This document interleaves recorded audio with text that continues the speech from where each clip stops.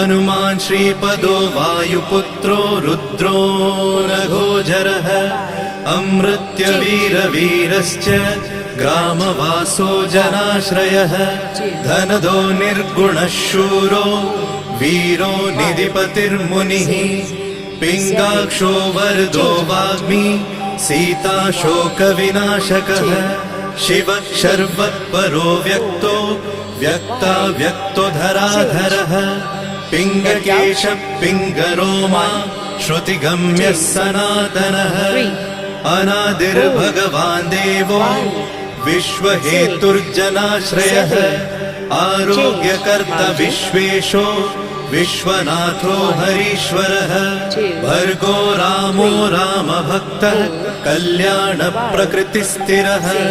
विश्वम्भरो विश्वमूर्तिर्विश्वाकारश्च विश्वपः।